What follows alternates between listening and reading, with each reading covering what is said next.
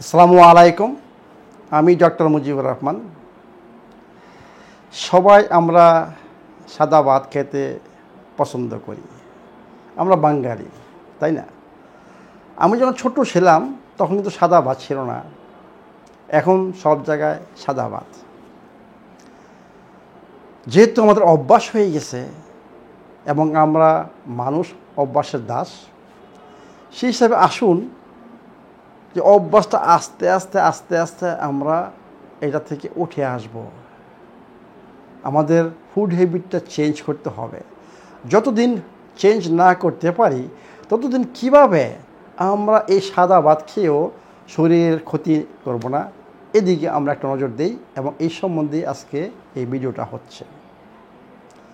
সাদা ভাত দেখুন, আমরা যে একটু আমাদের জ্ঞানটা ইউজ করি এবং নলেজটাকে ইউজ করি, মানে সঠিক নলেজ, তাহলে আমরা খুব একটা ক্ষতি করব না। আমি সবসময় বলি যে সাদা যে কোনো জিনিস আমাদের অ্যাভয়েড করতে হবে আমাদের সুস্থ থাকতে হলে। তাহলে আসুন শরীরের ক্ষতি না করে আমরা সাদা ভাত কীভাবে খাবো, তাই না? সাদা ভাত খাওয়ার জন্য কতগুলা আপনাকে ট্রিক্স ফলো করতে হবে। একটা হচ্ছে, আমি আপনাদেরকে বলছিলাম, আমার মনে হচ্ছে যে রেজিস্ট্যান্স স্টার্চ, মানে ব্যাকটেরিয়ার খাবার। সাদা ভাতকে কীভাবে ব্যাকটেরিয়ার খাবার হিসাবে ব্যবহার করা যায়, এইটা করার জন্য আপনাকে ভাত সিদ্ধ করার পরে আপনাকে মিনিমাম 12 ঘন্টা আপনার ফ্রিজে রাখতে হবে। এরপর আবার রিহিট করে ওই ভাতটা খান, ওইটা আপনার হয়ে যাবে রেজিস্ট্যান্স স্টার্চ, মানে এইটা আপনার ব্লাড সুগারে এফেক্ট করবে না। এটা হচ্ছে ব্যাকটেরিয়ার খাবার হয়ে গেল। তো এটা একটা লং টার্ম। ভাত পাক করলেন, আবার ফ্রিজে রাখলেন, আবার গরম করলেন, এরপরে খেলেন, এটা মানে একটু হচ্ছে আনকমফোর্টেবল, তাই না? তাহলে কমফোর্টেবল কীভাবে করা যায় আমি আপনাদেরকে রিকমেন্ড করব।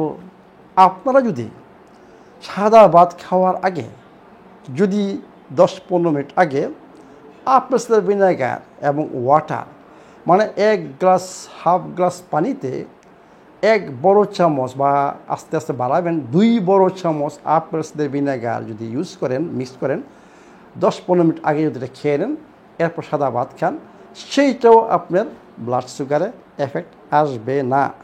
কারণ হচ্ছে আপেল ভিনেগার দুইটা জিনিস করে। একটা হচ্ছে স্লো অ্যাবজর্পশন, মানে সিম্পল কার্বোহাইড্রেট সাথে সাথে অ্যাবজর্ব হয়ে যায় এবং স্পাইক হয়ে যায়। আর আপেল ভিনেগার এটাকে স্লো করবে অ্যাবজর্পশনে এবং ইনসুলিন সেন্সিটিভিটি আপনার বাড়ায় আপেল ভিনেগার। তাহলে আরেকটা পথ আমি পেয়েছি যে সাদা ভাত আমি কীভাবে খাবো। নাম্বার 3 আমি বলছি, যারা ফিজিক্যালি হার্ড ওয়ার্ক করেন, যেমন রিক্সা চালাচ্ছেন বা মাটি উঠাচ্ছেন, মানে কোথাও কাজ করতেছেন, হেভি হার্ড ওয়ার্ক, তারা যদি সাদা ভাত খান বার্ন হয়ে যাবে, মানে ব্লাডে সুগার আসবে না।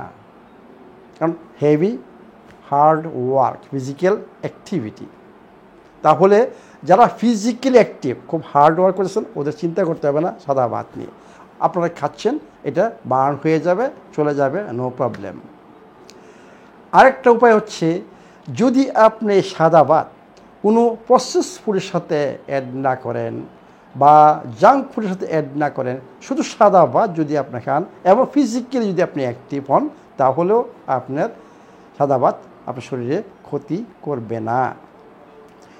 এর পরের পয়েন্ট হচ্ছে, আমি যেভাবে বলি, মানে কার্বোহাইড্রেট খাওয়ার জন্য, যে আপনি প্রোটিন এবং ভেজিটেবলস বা সালাদ, মাছ সালাদ, ডিম সালাদ, মাংস সালাদ খাওয়ার পরে যদি আপনি ভাত খান, সাদা ভাত খান, সেইটাও আপনার ব্লাড সুগারে এফেক্ট করবে না। এরপরে আমি বলছি যে সাদা ভাতের সাথে যদি আপনি ঘি বা কোকোনাট অয়েল মিক্সড করে খান, তাহলেও আপনার ব্লাড সুগারে এফেক্ট হবে না। তাহলে দেখেন কতগুলো উপায় রয়ে গেছে যে সাদা ভাত খেলে আমাদের শরীরে খুব একটা ক্ষতি হবে না। তাহলে আসুন আমরা সাদা ভাতও মাঝে মাঝে খাবো, কিন্তু আমি এনিহাও বলি যে সাদা ভাতের মধ্যে কোনো নিউট্রিয়েন্টস না, ক্যালোরি ছাড়া। এটা অনলি ক্যালোরি। এখানে কোনো কোএনজাইম, ভাইটামিনস, মিনারেলস এগুলো কিছুই নাই, মানে নিউট্রিয়েন্টস নাই, সোজা কথা সরাসরি ক্যালোরি। তো আমরা যদি সাদা ভাত খাই, তাহলে আমরা যদি এই নিয়মগুলো পালন করি, তাহলে আমাদের শরীরে খুব একটা ক্ষতি হবে না। তবুও আমি রিকোয়েস্ট করব যে আপনারা আস্তে আস্তে এই সাদা ভাত থেকে উঠে আসেন। কিসের জন্য? যেই খাবারে নিউট্রিয়েন্টস থাকবে, যেই খাবারকে আমি বলি লাইফ ফুড, আমরা আস্তে আস্তে সেই খাবারের দিকে আসব। তবুও যদি মাঝে মাঝে সাদা ভাত খেতে ইচ্ছা হয়, তাহলে এই নিয়মগুলো ফলো করেন, তাহলে আপনার সাদা ভাতের যে ক্ষতিকর যে সাইডটা সেটা হবে না।